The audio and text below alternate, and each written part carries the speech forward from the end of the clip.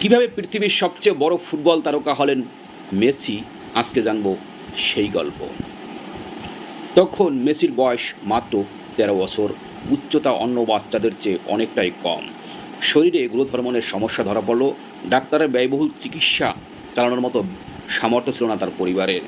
এই ছেলেটি একদিন ফুটবলের ইতিহাস বদলে দেবে, তখন হয়তো কেউই ভাবেনি। লিওনেল মেসির জন্ম আর্জেন্টিনার রোজারিও শহরে। মাত্র ৫ বছর বয়সী ফুটবলের সঙ্গে তার পথ চলা শুরু, কিন্তু ১১ বছর বয়সে ধরা পড়ে গ্রোথ হরমোন ডিফিসিয়েন্সি, একটি শারীরিক সমস্যা, যার কারণে স্বাভাবিকভাবে বেড়ে উঠছিল না তার শরীর। চিকিৎসার খরচ ছিল এত বেশি যে পরিবার দীর্ঘদিন চালিয়ে যেতে পারেনি। সেই সময় অনেক বড় ক্লাব তাকে নিতে আগ্রহ দেখায়নি, কারণ তারা ভেবেছিল ছোট কারণে এই ছেলেটি হয়তো কখনো বড় ফুটবলার হয়ে উঠতে পারবে না। কিন্তু ঠিক তখনই সুযোগ আসে বার্সেলোনা থেকে।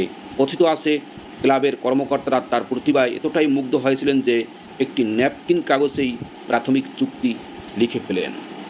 বার্সেলোনা শুধু তাকে দলে নেয়নি, তার চিকিৎসার দায়িত্ব নিয়েছিল। এরপর শুরু হয় ইতিহাস। লা মাসিয়ায় নিজেকে বার্সেলোনার সর্বকালের সর্বোচ্চ গোলদাতা হন মেসি। জেতেন একাধিক ব্যালন ডি'র, চ্যাম্পিয়ন্স লিগ, লা লিগা। অবশেষে আর্জেন্টিনা কিনে দেন কোপা আমেরিকা ও বিশ্বকাপের শিরোপা।